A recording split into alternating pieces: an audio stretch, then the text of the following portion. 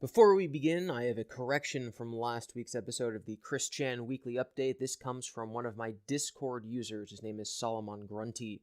This is in reference to Chris's episode last week where he started talking, or typing, I should say, backwards or in mixed up words to convey that he was mentally distraught, because to him, that will convince people that he is, in fact, mentally distraught.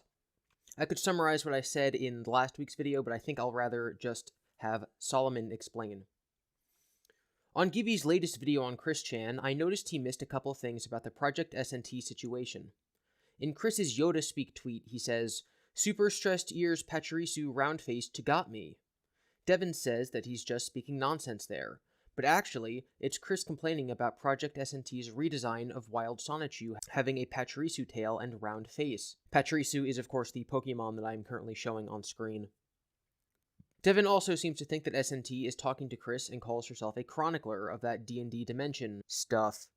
Actually, what happened is like 100 times funnier. Chris kept spanning Project SMT and adding her on Twitter to get her attention, and she just kept ignoring him, as you should. Chris kept spurging about it, so he justified her redesigns in his head by making up a D&D dimension for her characters. He then made a Twilight Sparkle's secret shipfic folder, or whatever that dumb game's called, card of himself talking to her online avatar, since she just ignored him. So yes, I did get some of those details wrong. It is of course hard to try to comprehend what Chris is saying normally, let alone when he is talking backwards. With that said, let's get up to date with this week. Chris decided to tweet out this picture. "What is my art trademark? As in, what makes you go, hey, this is blank's art? Or what's the most remarkable thing about my art style in general?" So I'm assuming that you're supposed to tweet this out, and then your followers are supposed to tell you what they think your art trademark is. Instead, Chris decided to answer the question for himself. Chris says, "My art style, I feel, is one that would typically be mistaken as childlike." I think we can all agree with that. "Yet there is an elegance." It's a little early for me to be laughing. "Yet there is an elegance that gives it simplicity and an appealing charm. This is a style that needs not to be overthought, as it is typically to the point. No hating commentary allowed, please. I don't know if I call this elegant." Oh, here's a good one. Ian says, "Wouldn't a goddess just materialize perfect art out of thin air?" And Chris says, "Mostly not. We'd still have to draw them up by physical hand. Look at Blanc. She typed very hard and pulled those all-nighters for her printed literature. And Vert uses a controller to play her MMORPGs. Even deities have their limits. I am still in training and self-discovery." Blanc and Vert are the goddesses from the Hyperdimension Neptunia, whatever.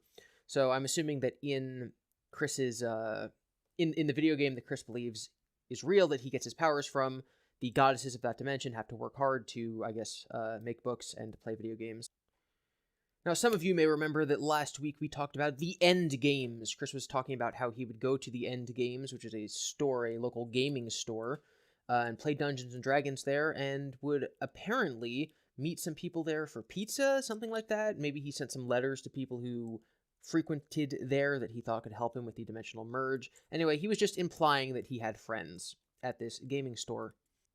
So their Twitter account, tweeted out a letter that they got anonymously in the mail, and then it looks kind of like Chris sent it. I'm assuming that after that, a bunch of Chris's followers went and spammed their accounts, and now Chris is blocked by them. Chris says, "Ahem, I see. I'm not surprised by this result. No matter. I have faith everything will still work out in our favor. It is a shame my projected presence with Magichan in your establishment yielded this bitter parsnip. Crud cow." So, when he says my projected presence with Magichan in your establishment, what he means is that he astral projected himself, as in he just basically sat down and daydreamed that he was in the store, and that he was in the store with Magichan, and he believes that that is the reason for his banning. When really, it's probably just because his followers harassed their Twitter account, but also because he sent them a creepy letter in the mail. And then, as if Chris says, "I'm not surprised by seeing this," and he seems all, composed and fine. His next tweet, he finds this. On the 29th of March, someone posted a comment on the Endgames Facebook about Chris. The staff responded, We hate to have to ban anyone as we try to be all-inclusive. We do hope the environment will be more enjoyable for everybody now. And Chris says, all-inclusive? Ha! They wouldn't know all-inclusive if it hit them with a mallet and said inclusive on it. They sullied their reputation bad when they banned me in 2018. So he went from, like, perfectly composed and, like, yes, this makes sense, to being like, they don't know what inclusive means, they're the worst. On a completely unrelated note, Chris is going to indulge us with some of his amazing brain smarts here. My brain came up with a song verse in a dream. I love how he thinks of his brain as a separate entity from him. Like, I don't know what he means by that, but to the outside observer that thinks of him as not quite intelligent, it just comes off as ironically funny. Chris says, big girls gotta be tough. Big girls haven't had enough. We've got to show our stuff, show them that we're rough, 'cause down in the nitty-gritty, we are more than just pretty. And as bad as that is, I can actually see... No, you know what? No, I wasn't even going to say. I was going to say, oh, you know, some terrible pop song could actually use that. But no, usually they don't even have boring rhymes like that. You'll notice that actually, besides, with the exception of maybe rap and country, a lot of songs don't actually have a very strict rhyme scheme like that. Okay, so here we go. I'm making good progress on my D&D sheet. Also, on average, a Sonichu or Rosechu can run about 765 miles per hour, and I did the math to figure out how that translates into feet per breath. We and Sonic can dash over 3,700 feet in a single breath. I did this on my own merit and skill. Where do you find the time to do this if you're meditating as often as you claim and working on the merge? This is part of the meditation and one of the events that leads up to the merge. Me playing Dungeons & Dragons is extremely important to the dimensional merge. There's a special D20 that lights up when you roll a 20. If a yellow one exists, you should use that when playing Sonichu. That's cool. I've glitter gel inked a D20 for myself. Alright, so let's take a look at Chris's D&D sheet. Initiative +3. Speed 3,736 feet. Okay, so I don't know what version of D&D he's playing, but usually speed refers to the amount of spaces you can move, and spaces are 5 by 5 blocks. They're 5 feet by 5 feet. So if we do some math, we can see that that would translate into Chris being able to move 747 blocks per turn in Dungeons & Dragons. That's totally fair, guys. Hit dice, see, like his hit dice, you know, 1d8 plus 1d10, like that's not the most broken thing of all time. He's a crossbow, hand, dual short sword, long sword, whatever. He lists on his, so this area is like equipment. This is stuff that you're supposed to have. Usually it'll say like bedroll, rations, mess kit, gold, stuff like that. He wrote Sonichu medallion as one of them. Sonichite. I'm assuming that that's based on like mega evolving in Pokemon. All right, so here's some features and traits of his species and class. Transform bonuses. Mega evolving with CC Sonicite adds +5 to all bonuses. Super. 7 Chaos Emerald. Transform... I know I've just pronounced that weird just because he tried to, you know, mess up the spelling there. Emerald. Transform to Hyper Christian Sonichu adds +10 to all bonuses. And he can just do this whenever, I'm guessing. Going HDD to CPU Blueheart adds +5 to all bonuses. I can't be Mega Evolved and Hyperform at the same time. I can't be Mega Evolved or Hyperformed while in either normal Sonichu form or CPU form. Bonuses get combined in this instance of CPU and Mega or Hyper. Single transformation lasts for 1 action. That doesn't... Okay, so correct me if I'm wrong. So in D&D, you have standard actions, movement actions, other stuff like that. And I think movement actions and standard actions are the same. Like if you don't move, you can... If you don't attack, you can move twice, something like that. But to say that a transformation lasts for 1 action means that he can transform, move, and then transform back. Or he can transform, attack, and then would transform back. And I don't know if that's what he means it to mean. I don't know if that's what he wants it to be. And then we get this. Skills, athletics, investigation, stealth. Equip start. Scale, mail, or leather armor, 2 short swords, 2 simple melee weapons, etc., etc. Speed. Sonichu's average typical running speed is 765 miles per hour. 60 minutes by 765 miles per hour equals 12.75. Average breath per minute is 12 minus 18 beats per minute, 3 breaths per second. What? I don't think he did that right. I don't think you breathe 3 times per second, Chris. Like, okay, whoa. Maybe he means this like as you're running. Like if you're hyperventilating as you're running really far, you might breathe 3 times in a second. Unless he just did it wrong. Unless it's supposed to be that you breathe once every 3 seconds. I don't even know if that's right. But no, something in this area is totally messed up. Maybe whatever information he got from Google is wrong, or he just did the math totally wrong. But I don't even understand why he needs to know how many feet per breath he can do. Like, that's not something that's relevant in this situation. Alright, moving on from Dungeons & Dragons, we get into the very serious real-world ramifications of Chris's actions. Well, this is most disappointing. Very much a legend in association with myself and my history. Charlottesville's own Fashion Square Mall is falling on hard times and may become lost. I feel mildly distressed from this event. So Chris's mall is closing down, the legendary mall from Chris Chan history. Maybe, just maybe, if they hadn't banned Chris from entering there, this wouldn't be happening to them now. Regardless of what, I don't know, because this isn't in response to anything, this is the first tweet on this thread. Regardless, birthday gift-wise, because it's February now, so it's the birth month of our Lord and Savior Chris Chan. Should anybody care to, I still do not have Pokemon Shield for Nintendo Switch. Just putting it out there. Thank you. Of course, Chris would get the inferior version of Pokemon Sword and Shield. Hey, remember when, last time when Chris asked for something and people actually gave it to him? Like when he got that Switch from Sarah and Steve? Haha, remember when people keep telling, Chris that he's not going to just get free stuff from strangers, and then strangers keep giving Chris free stuff? Isn't that amazing? Haha, it's so good. I love the internet. Oh my god, so, okay, apparently Chris has Pokemon Sword, he does not have Shield, which makes this even dumber, like an even bigger waste of money. So this guy ends up saying, I have no energy to hate someone personally. Personally to me, Chris has done nothing mean to me. I just don't want to enable bad behaviors because the end game is pretty clear and sad. 10,000% agree with that. Eshkol, who is a known troll in White Knight, or, one or the other, sometimes they're the same thing, says, I've learned to accept her as she is, from what I currently know about her anyway.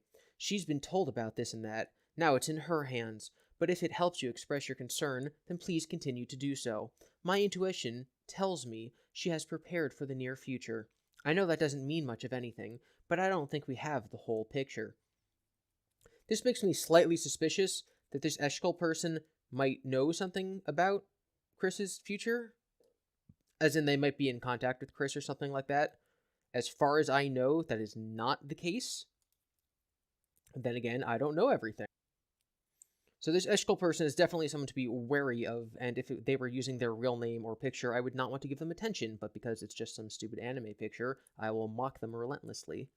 Chris responds to this. He says, You'd better believe it, Magichan, Crizel, Sylvana, Mewtwo, and I, and others have a very good plan for the near and far future. I'll say it again. Keep an open mind and an open heart. Winky face. Now, I would love if Chris could tell us what his plan was, because I don't think he has one. Hey y'all, it's time for new Sonichu and Rosechu trivia to be shared. This time, we're talking their weight. we all know their height from foot to head is 3'5", on average. Regardless of gender between Sonichus and Rosechus, their respective weight average is as follows. And then he posts, for absolutely no reason, Sonichu and Rosechu Valentine's Day shirt on Teespring. Like, it's an advertisement. This has nothing to do with what we're talking about. A Sonichu's average weight is 120 to 125 pounds. And he's only 3 feet tall? It's insane. And a Rosechu's average weight is around 105 pounds. For all, it would take a lot of extra weight to even remotely hinder their physical athletics and running speed. Typically, it would take a weight of about 150 pounds to hinder either, even remotely, by a 1 to 10 mile per hour decrease, Which, I don't what. So you're saying that if, like, they got burdened by something, if they had to carry something, then they would run slower? Like, I get that, but I'm pretty sure he showed Sonichu, like, being strong and carrying stuff, which compared to the average running speed of 765 miles per hour is a penny to a nickel. What? 2-1 would have to be totally lazy and inactive for a super long time, consuming tons of hearty foods and becoming uber fat in order to be reduced to moving as fast as a human's fastest running speed. And yet Chris can't even do that much. I know that was an easy joke, but I had to go for it.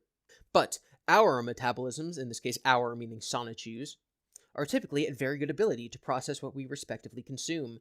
So the chances of one become severely weight class handicapped is uber slim and uber unlikely. The only way to get a slow Sonichu or Rosechu is in their genetics, and the percentage of those in our species is again uber slim. This is Chris's rap name, uber slim. To note, the majority of our species has very strong and tough bone density and endurance. Take an example from Sonichu and Rosie. If they're able to withstand massive explosions and running through tough concrete thicknesses, as well as steel. What? Oh, he means steel. As well as steel and other metals, it stands to obvious reasoning of us remaining the most capable of remaining. What? Of us remaining most capable of remaining at great physical peak and high energy. It also helps that each Sonichu and Rosechu, even all regulars, has at least a most minimal, ample amount of Chaos Emerald energy coursing through our systems and passing them down to the next generation being hatched. But I digress. Ooh, let's see if he's actually going to digress this time, guys. Let's do it. Also, no, he didn't do it. He still didn't do it right. That's not how digressing works. If he has to say also, that's not digressing. The but I digress is already the transition. He could just say, but I digress. Half human Sonichus or half human Rosechus, the physical attributes between the human and Pokemon forms become fully and safely adjusted and readjusted in the transformations back and forth, becoming more and more adept when one has transformed back and forth a good number of times. It even improves on the human form over a month or so of being in their Sonichu Rosechu form, either through their projected selves or in full physical transformations, as these instill better habits for the special human Sonichu or human Rosechu. So, amongst us few, we have really good benefits going back and forth, as well as extensively staying to our Sonichu Rosechu forms regardless. That is all for now. Thank you. So, what he is saying is that when people, if you're half Sonichu, half Rosechu, etc., if you transform into your Sonichu form, then you could retain some of your power for weeks after transforming back.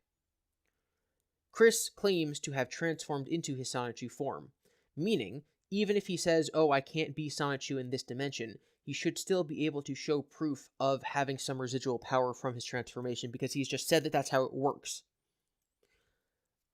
Obviously, I'm not expecting him to come forward with this proof. I'm just saying that he's knowingly being inconsistent, because he knows that he can't actually prove that. And inconsistency bothers me, because I like consistency in my fictional lore, and that's how I view Chris Chan. That's the only reason I'm interested in him. Okay, so this is the autofill game. You type in something, and then you let your phone's predictive keyboard type the next couple words to finish out the sentence. So this one is, I am, and then you would insert your sexuality, and that is why I blank. So, for instance, this guy is, I'm a lesbian, and that is why I am so cute. Whatever.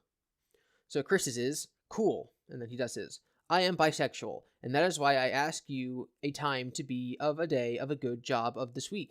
In other words, what's a free day for you to hang out with me? What? I'm bisexual, and that's why I ask you a time to be of a day of a good job of this week. Like, I understand why this makes no sense. It makes no sense because it's his phone completing it. I don't understand why he translates that as, what's a free day for you to hang out with me? Maybe Chris is capable of translating Chris nonsense. Maybe we just need to get him on here, and he can tell us what he means. And then that brings us to today. Happy Mewtwo Day, the day our loving and awesome one and only Mewtwo was cloned and came into these worlds more than 24 years ago. Today is, in fact, the day that Pokemon Red and Blue and Yellow specify Mewtwo was born or created or whatever. So, seeing as Mewtwo is Christian's husband, he has to celebrate it. Y'all might remember that last year, Chris totally forgot about Mewtwo's birthday and had to be reminded days after the fact, and he lied and was like, oh, me and Mewtwo celebrated it in private, that's why I didn't tweet about it. Which I think is hilarious. Anyway, that is the conclusion of Chris's Twitter update this week. As far as I know, there is no other updates to talk about. There's nothing on his YouTube channel. But thank you for watching. Please subscribe for more Chris Chan news. I will also be developing more episodes of the Sockness Files. I'm still going to be going through his books and all that fun stuff. I'm still also going to be talking about other topics. I'm going to update y'all on the Gavel Goat. If you've seen my latest episode of The Absurds, I'm going to be doing other episodes of The Absurds. And I need to get my thoughts out there about the Playmobil movie, because I have some deep thoughts on that movie that I have to say, because it's been pissing me off.